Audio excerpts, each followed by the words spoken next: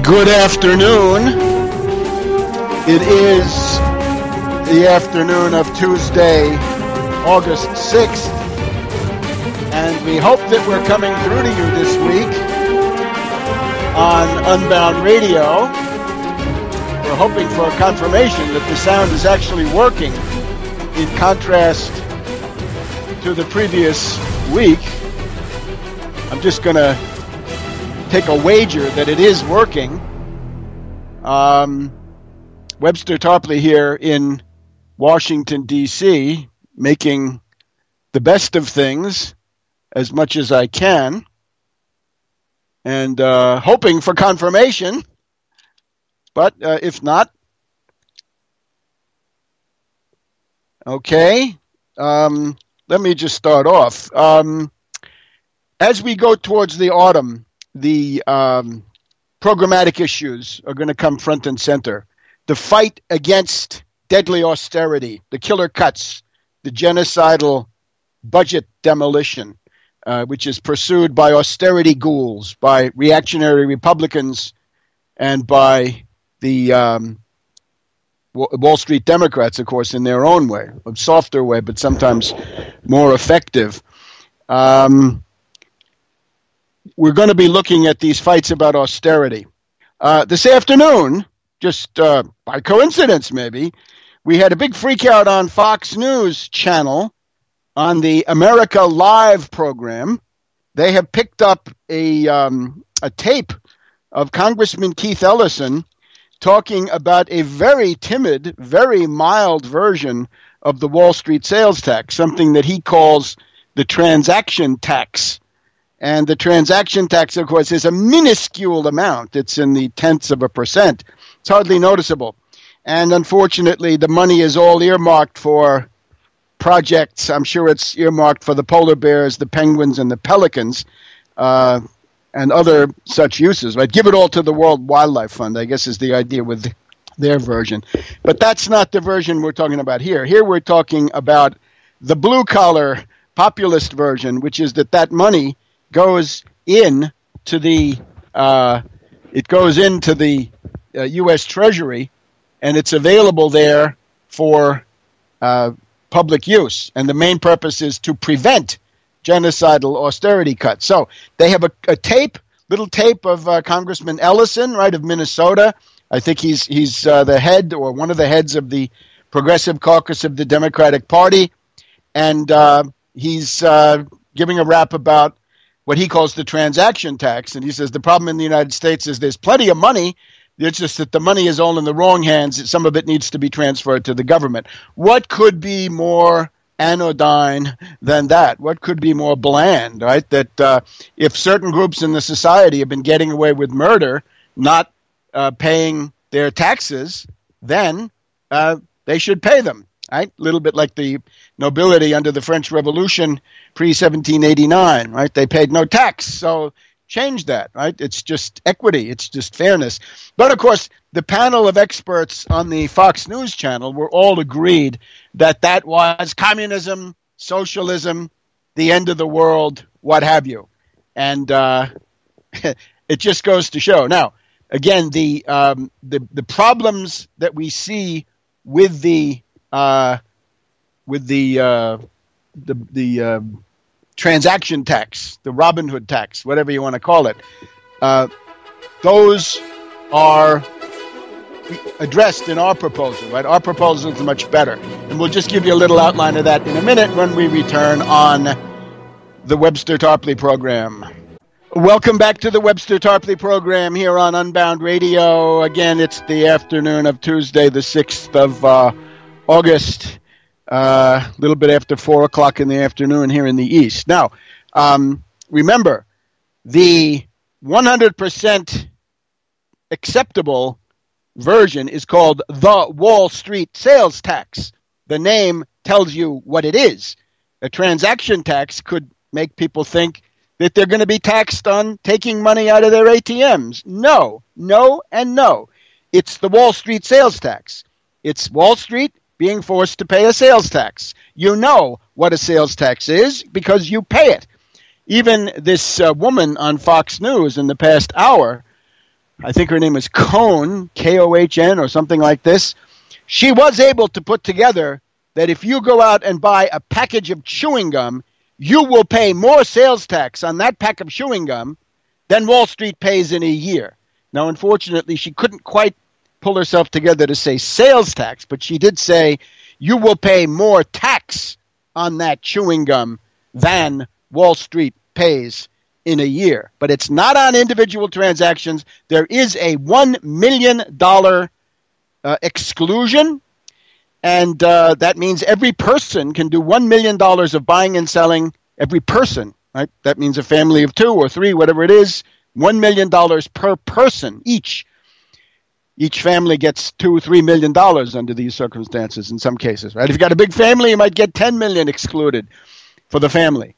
But the idea, therefore, is that the little people will not be hit hard with this, but the flash traders, program traders, high-frequency traders, they will assuredly be hit hard. Quite a few of them will be put out of business, and that's a good thing because speculation is an evil. The casino economy, the over-financialization, all these Wall Street protesters, right? Occupy.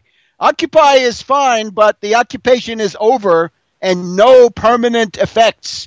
No permanent damage to Wall Street has been done. So try tax Wall Street. Tax Wall Street is better than Occupy Wall Street because it hits them where they live, right? As we say, in the labanza. That means in the pocketbook, right? It gets them in terms of the values that they hold most dear.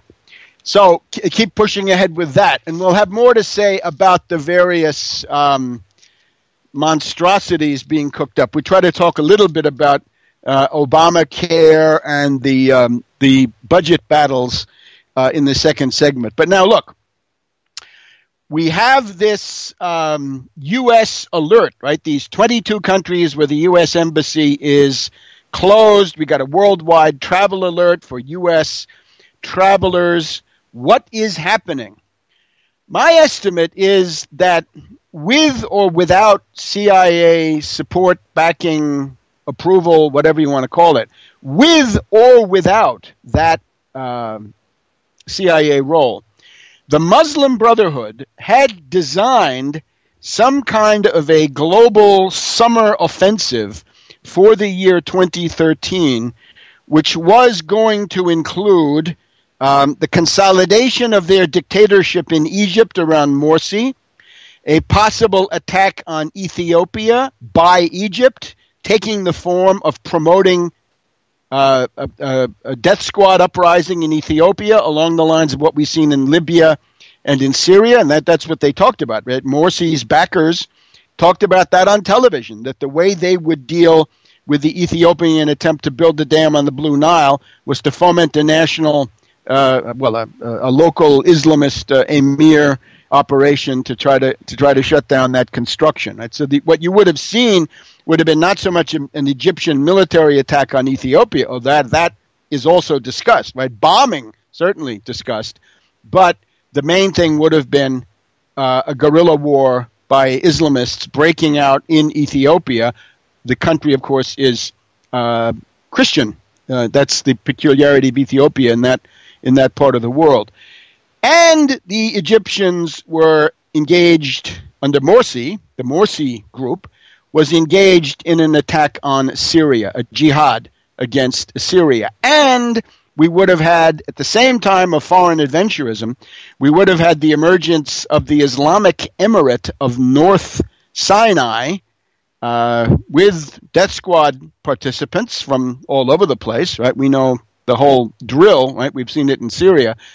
And that Islamic Emirate of the Northern Sinai would have been the made-to-order pretext for NATO to begin seizing control of the Suez Canal, undoing what the great President Gamal Abdel Nasser, the true terror of imperialism in the 50s, 60s, and 70s, what he was able to do when he nationalized the Suez Canal and kicked out the British.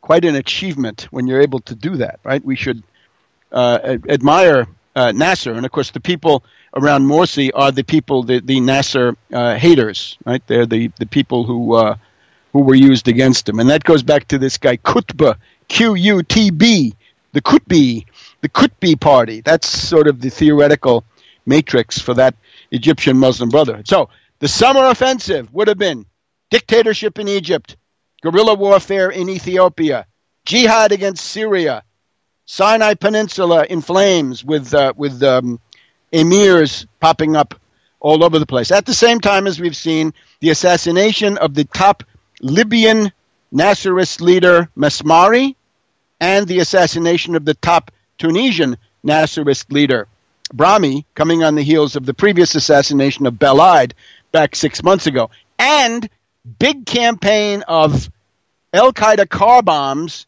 in Iraq. Lots and lots of people killed, generally at Shiite sites. Now, we're coming to the end of the Ramadan, right? We're going to have Eid al-Fitr here in a couple of days. So somehow this was supposed to occur around now. Fortunately, from the point of view of the world, this offensive is broken-backed. This is a broken-backed offensive at this point because the centerpiece of the thing has been removed thanks to General Sisi and the Egyptian army. Their counter-coup essentially blocked the centerpiece of this monstrous project, which undoubtedly reaches farther than I've said. In other words, what the U.S. is responding to, at least under one interpretation, right, the worldwide terror alert, this may actually be based on something real. It's something that the CIA and other agencies have, of course, been sponsoring. But the scope of what the Muslim Brotherhood is doing, trying to do right now, may go beyond anything that the CIA wanted. Right? It's always the Frankenstein principle, right? The British and the and others, right, support Hitler. They help put Hitler into power. But once Hitler gets going and gets enough power, he turns on them. The Frankenstein monster principle in world politics, right? You create something to attack somebody else, it then turns on you. And this is inherent in this sort of scheming approach to world affairs. So in the middle of all this, we've got the new Egypt, I would say. This is now the new Egypt. This is quite possibly the second revolution, right? In France, you know, the first revolution, July 1789. The second revolution comes August 1792, 1793, some would say. There's a second phase in Russia. It's the February Revolution, and then it's the October Revolution some months later. But the idea of a double rhythm, right, that there are two key revolutionary points. General Sisi is obviously an extraordinary individual. Let's take a look. The Washington Post of Sunday, August 4th, day before yesterday. Harsh words for the U.S. from Egypt. You turned your back on the Egyptians, and they won't forget that, says Sisi to Lally Weymouth of the outgoing family that has owned the Washington Post, but will no longer, according to what we're told this morning. The leader of the Egyptian military criticizes the U.S. stance. Any dummy who says that this coup was ordered by the U.S. had better take all of what I'm going to say now, put this in your pipe and smoke it and see what you get. Morsi is angry at the U.S. He says, you left the Egyptians in the lurch, I would say. You turned your back on the Egyptians, and they won't forget that. Now you want to continue to turn your back on the Egyptians? Have you seen the scores of millions of Egyptians calling for change in Tahrir? What is your response to that? He says that Sisi puts the turnout on the 26th of July, interesting date, at 30 million people in the streets demanding the continuation of the ouster of Morsi and supporting the military. Most interesting for our purposes is Sisi's critique of the Muslim Brotherhood. He says, why did Morsi fail? The dilemma between Morsi and the people, the split between Morsi and the people, originated from the Muslim Brotherhood's concept of the state, the ideology that they adapted for building a country, which is based on restoring the Islamic religious empire. Now, the Islamic religious empire, and I'll bet in the original Arabic, which I don't have and I'm not able to read very well, the Islamic religious empire, that means the Caliphate. So what Sisi is saying is that the Muslim Brotherhood was trying to use Egypt as a springboard to create the Caliphate, and that's really what I've just gone through, right? If you put together Tunisia, Libya, Syria, Iraq, with Egypt as the centerpiece and an attack on Ethiopia, and of course the Copts, the Christian Copts of Egypt being crushed in the process, that begins to look sort of like the Caliphate, doesn't it? You could suck Turkey into this. Various people would join it to try to dominate it, ups and downs and so forth. So the Islamic religious empire, this ought to be a red flag. Sisi is warning us that there's an attempt to restore the Caliphate. Take this seriously. He also goes on to say that the Muslim Brotherhood is not bound together by the idea of a nation or by patriotism, and it is not a sense of the country. It is only an ideology that is totally related to the concept of their organization, which that takes us back to the Islamic religious empire, i.e. the Caliphate. He is very angry, like most Egyptians, that the U.S. supported Morsi down to the very last minute. That goes for Susan Rice. That goes for Ambassador Ann Patterson, and the way they see it, Obama. Sure, Obama would have been happy to play Egypt against Syria. That is a typical Obama solution. Obama says, no, the U.S. will not attack Syria. Why should we attack Syria? We'll get Egypt to attack Syria. That's the Obama policy. And, of course, there are certain points where that is not quite as bad in terms of stopping it from it's easier to stop that than to stop the Pentagon once they get going. Right? If the Pentagon got an order, it would probably happen. Or even there, you might be able to have counterweights. So the Egyptian military is not happy that they've been put under pressure by the U.S. And again, the Sisi is telling us that when you have 30 million people going into the streets, it's a free people who rebelled against unjust political rule, and this free people needs U.S. support. He says that Egypt was headed towards a civil war 4 months before the ouster of Morsi. General Sisi went to Morsi, he says, and told him this. He's on the telephone with Hegel every day. But see, the naive observer, and I've heard people say this, if Sisi is on the telephone with Hegel every day, it means that Sisi is a puppet of Hegel. No, pretty dumb. That's connecto in the worst form, right? That is just unviable. So this is now the new reality. We got the new Egyptians in the field, and that's a new strategic reality. It's quite possibly the new Nasser, and there's nothing that the world needed more than a new Nasser, and maybe we'll get a new non-aligned movement in the process. Welcome back to the Webster Tarpley program here on Unbound Radio. Now, the version that I've just given you is what I think is the most likely. There's also there would be an included version of that would have more focus, let's say, on Syria, and these fit together actually quite seamlessly. The thing that you've also got to look at are these jailbreaks. Right? This is actually quite remarkable. We've had a bunch of jailbreaks over the past 2 weeks, 3 weeks. Some of them quite big. In Iraq, the infamous Abu Ghraib has had a jailbreak there, and one other prison has had a jailbreak, and about 500 jihadis have escaped. Now, those would, in many cases, be Sunni types who would be quite congenial with the outlook of the Brotherhood, right? The Caliphate.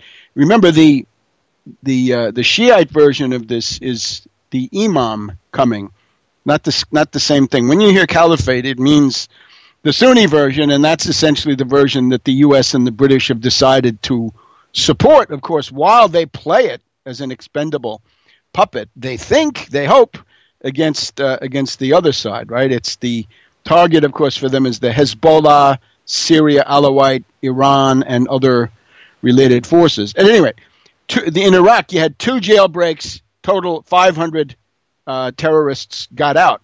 In Libya, 1 big jailbreak, 1,200 terrorists. Wow. And in Pakistan, 200 terrorists out of a similar jailbreak. So this is almost 2,000 jihadis, right? These are terrorists, right? These are experienced fighters in many cases, right? Criminal energy types. And what are they going to be likely to do? Well, given their track record, they're going to gravitate someplace where there's a fight. Are they going to go to, say, are they going to go to Egypt to be in the Emirate of the North Sinai? Are they quite likely going to go to Syria? We're just noticing in the last couple of days here in Syria some, what can we say, some counterattacks by the retreating death squad forces, right? The death squads have been able to mount a small offensive in the Alawite area, Latakia. That's pretty much a port on the Mediterranean there. That's the Levant, right? That's the coastal emir calling the shots there for the rebels. So there's been that close to Assad's hometown. You can see it's chosen from the point of view of symbolism. And this morning we got news that the death squads have finally been able to take over a deserted military airfield in the north near Aleppo. And they had some wrecked helicopters on the landing strip there, which they lined up to make it look like, important military assets had been taken over by the rebels. So what are we to make of this? Look, think back to the U.S. Civil War, right? Think back to the autumn of 1864, let's say, the early autumn of 1864, when General Grant had Lee and the Army of Northern Virginia in a death grip in the trenches between Petersburg and Richmond, right? This was essentially a death grip from which Lee would never escape, ever. That was the end of him. He was in the death grip as of about July 1864, and when he left it, he was fleeing away from Richmond, and he had about a week more of operation. So that was a true death grip. I would say you might be able to think of the Syrian army operations in Homs and the Syrian army operations in Aleppo as the death grip on the terrorist forces. But go back to Lee. Even with the death grip, Lee was able to send General Early, let's say, up the Shenandoah Valley. He was able to get very close to capturing Washington, and was even able to go and burn Chambersburg, Pennsylvania. So shocking things, but they had very little impact on the overall strategic course. So look at it in that way, perhaps. Back in a minute on the Webster Tarpley program. Welcome back to the Webster Tarpley program here on World Crisis Radio. Sorry, the Webster Tarpley program. Got it confused. You can follow all of my activities, all radio, all writing, all international TV, whatever it is. That's all on tarpley.net, and the immediate, breaking items, right? The urgent news of the day, that can be had at Webster G. Tarpley Twitter feed. So I hope you'll take advantage of those resources. The thing we were just talking about is the question of the Caliphate. Remember, a lot of those forces are probably headed for Syria, right? So there might be an uptick in the Syrian, might be some small sort of symbolic actions by the Syrian rebels based on getting maybe 2,000, right? These 2,000 jihadis that we've just said. But remember, Early was able to threaten Washington. He was able to get to Fort Stevens here on Georgia Avenue, south of the Walter Reed Army Hospital, ex-hospital as it is today. He was able to break into Pennsylvania and burn the city of Chambersburg, but it didn't change the course of the war. And I would say that especially that thing, the Latakia attack in the Assad's Alawite zone, that is designed to be a symbolic action, probably by a suicide battalion, right? By people who figure that they're not going to get out of it, but they don't care. The other interesting thing, though, is the headline this morning: Al-Qaeda seizes Syrian airbase. Al Qaeda seizes Syrian airbase because that's who did it. It was the Nusra people. It was in Nusra, and even more, the Islamic Emirate, because it's an emirate, the Islamic Emirate of Iraq and the Levant. They're the ones who took over that airfield there near Aleppo with the shot-up junked helicopters that they want you to see on TV. So what will Senator McCain say, right? Senator McCain and Lindsey Graham are mucking around in Egypt, popping off about, oh, it's a coup, it's a coup. Sorry, Senator, it's a counter coup. If somebody else is organizing a coup, then you have no choice but to organize a counter coup if you have the wherewithal. Certainly that's natural law. That's self-defense. Turnabout is fair play. Sauce for the goose, sauce for the gander.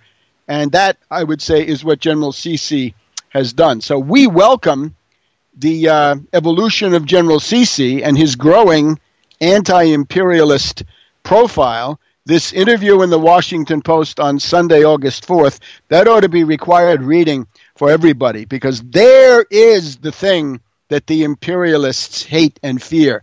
They're not afraid of the Muslim Brotherhood. They created the Muslim Brotherhood. The CIA has been in an alliance with the Muslim Brotherhood, lo, these many years. The head of the Muslim Brotherhood was received in a friendly way at the White House by President Eisenhower. My God, we had the Muslim Brotherhood here in Washington at the beginning of last year on a charm offensive. There is no problem with them. What they hate and fear is what you see them going after. And again, Assad, Gaddafi, people like this, General Qasem. I suppose you could even argue Saddam Hussein, although by this point it's gotten, the distortions have become primary and any positive element has become secondary. But you get the idea. Certainly in Turkey, right? Turkey, the Ergenekon trial. Sure. There is, Gladio. Nobody tells you more about Gladio than me. Gladio is there, but the old question is who's doing what to whom and why now? And that seems to have something to do with the this offensive, right? That the Turkish army is supposed to be put back on its heels so that they won't dare do anything like General Sisi. I think Erdogan may be on thin ice when it comes to Ergenekon, if that's the correct pronunciation, which I suspect it's not. But in other words, a bunch of generals have been given long lifetime jail sentences for planning a coup against Erdogan when he came into power. So let's just switch gears here into domestic. The Congress is in recess. They left town last Friday under a cloud. It's too bad they didn't go before they shot off their last Parthian shot against Iran, right? They want to cut Iranian oil exports by 1 million barrels a day, and they actually wrote that into a law. Arrogance, overweening ambition, this is the pride which goeth ever before a fall, I'm afraid. And these imperialists are absolutely incorrigible. They're unreconstructed. It is notable that there are plenty of people, though, who want to buy Iranian oil, especially at good prices. And frankly, I don't see how this economic warfare strategy gets anywhere. Anyway, we're watching the new Iranian president with benevolent interest, as we did his predecessor. We would certainly want to counter the demonization of Ahmadinejad. He was a military man, a scientist. He was interested in economic, scientific, technological development. He was a nationalist. He was not in favor of the unbridled domination by the clergy, but rather some form of balance. And he was is an Iranian patriot. And I suspect we haven't heard the last from former President Ahmadinejad. But congratulations to the new Iranian President Rouhani. And again, we're hoping for more constructive steps from him. And I'm sure these will be forthcoming. Back to our domestic, though, since that was the Congress doing these things. The U.S. Congress, we've got the Mike Lee Mountain Meadows Massacre. That's my subliminal association. Whenever you hear Mike Lee, think Mountain Meadows Massacre. Senator Mike Lee, is Little Rand Paul, the facies hypocrita Ted Cruz, husband of Goldman Sachs, where his wife works. These characters, Rubio, the renegade Hispanic, they're all pushing this idea that the government should be shut down, that there should be a government shutdown on October 1st, followed by a government default sometime in October or November. Now, truly, the party of chaos and sabotage has never gone further. It could hardly be presented in sharper relief. This is the absolute negation of responsible programmatic government, because their alternative to all this is of course, nothing. Their rationale, of course, is that Obamacare is communism in the end of the world. I wonder why they say this. It's a very timid plan. It has nothing to do with a government takeover. I want a government takeover. I want Medicare for all. Everybody gets on Medicare for $100 per person per month. Hopefully voluntary, but if not voluntary, then some other way, right? With prodding, right? Enticements, whatever it is, right? Carrot and stick. Everybody needs to have health insurance in the modern world. The reason for this is clear. We're going to have to invest more and more years of education in each productive worker and other member of the labor force. As we invest more and more years of high quality, expensive education, it becomes imperative that these people live longer and longer lives, healthier and healthier lives, that they not be debilitated, that their vision, that their thinking processes, that their entire physical being should be enhanced to the maximum. This is where the interest of the individual meshes with the needs of economic development. Right? There's nothing more benevolent than economic development, correctly understood. We need people to live longer and longer and healthier lives. This is an imperative. Otherwise, you're going to succumb economically. And there's no way you can do this in any other form, because to make contributions, inventions at the level of modern science, you've got to have that kind of preparation. So we can't have people completing their Ph.D. at 35 and dying at 55. No, they've got to live to be 85, 95, 105, whatever it is. And if they want to, work more. Right? That's fine. If they want to retire, they can do that too. But that sometimes is also a way to continue their activities. Anyway, a lot of these things are individual decisions. But you get the overall idea. Longer lives, healthier lives. Now, the Republicans, of course, are against this because they hate and fear the idea, which I hear the Democrats in the House, in the hearings I heard yesterday, they had the administrator of the Center for Medicare Services was grilled last week by the House. The Democratic members of Congress are talking more and more about the right to health care. The right to health care. Yes, that's it. Unfortunately, of course, the Obama plan is it's hard to see it as an embodiment of the right to health care, but it does take a step or two in that direction. And above all, if you're going to sell it in terms of a right to health care. As you popularize the right to health care, you've set the stage for bigger and better things to come.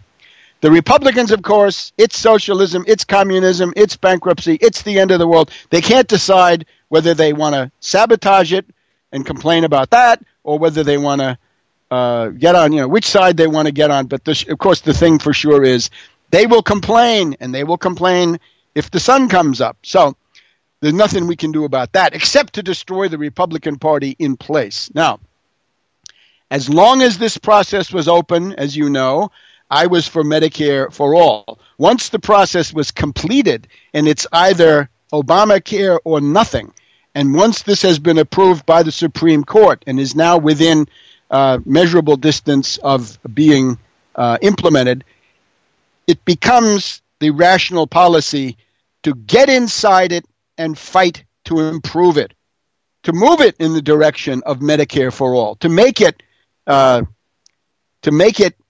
universal in that sense. The other argument, of course, is that since existing law guarantees everybody the right to treatment in an emergency room, it is not possible for certain people to stay outside and say, I don't need it. Some guy was on the radio this morning saying, I have savings, Rush. I have savings, and I'll pay for whatever I need. That's ridiculous. You have no idea.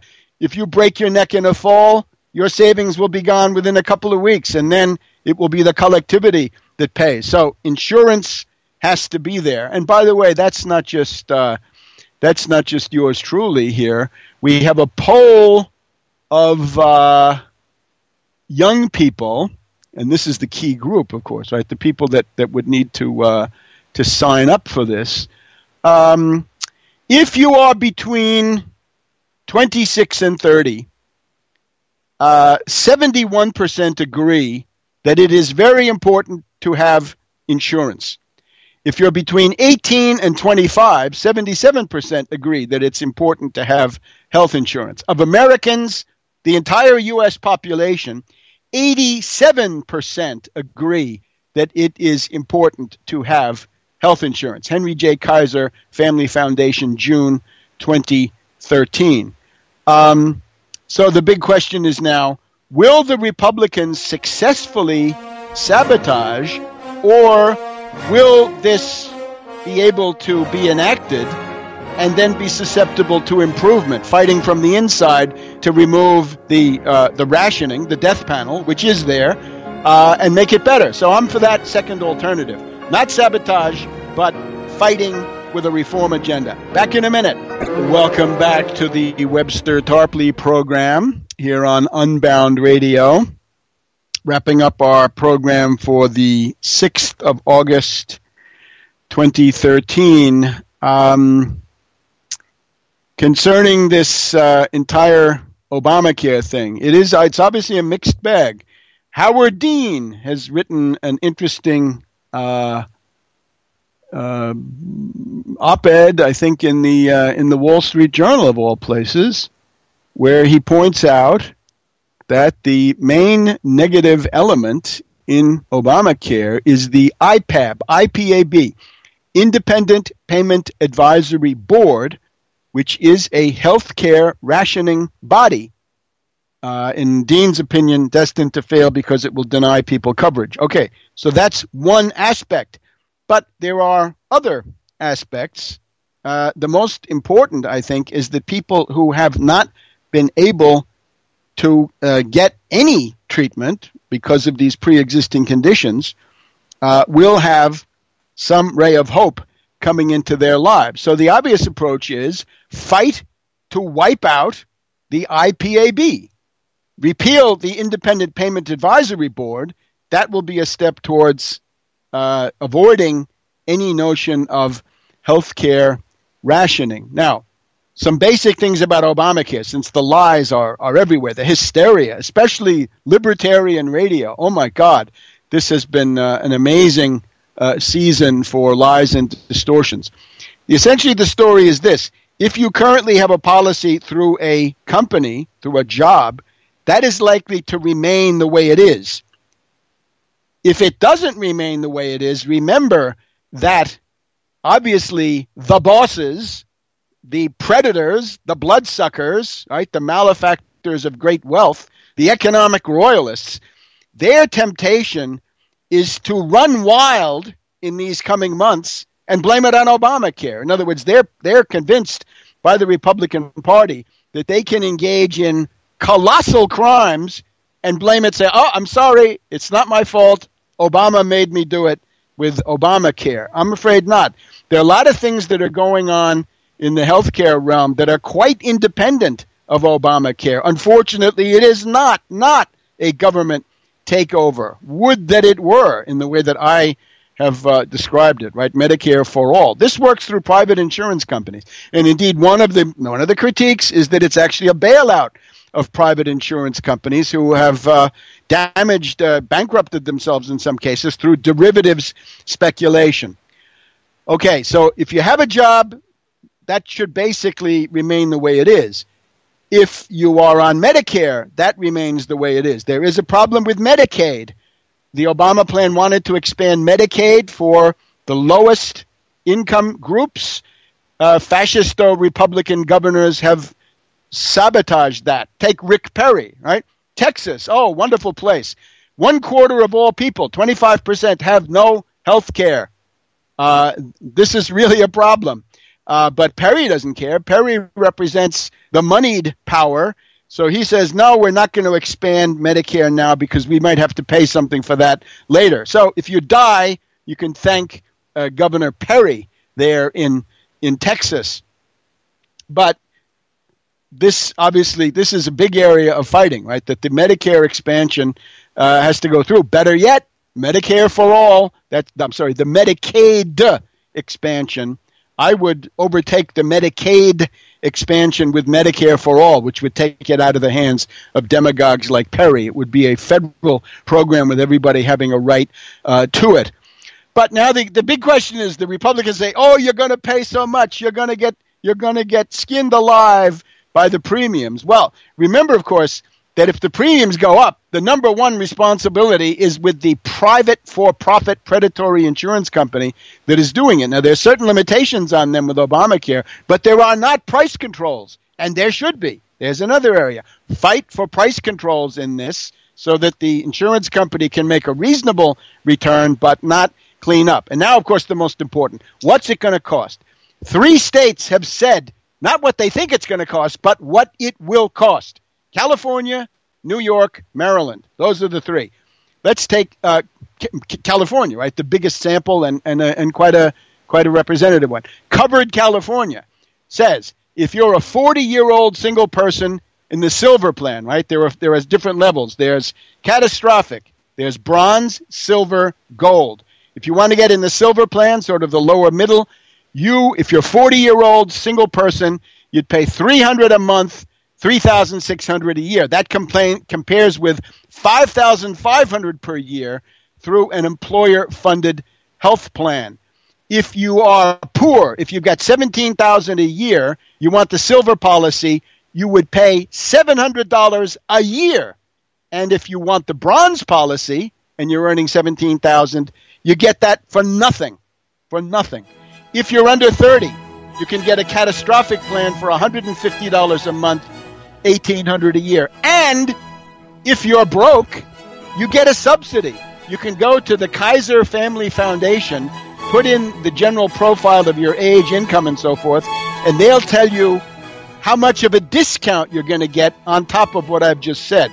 So this is not the apocalypse which the reactionaries have tried to portray. So if you're hanging on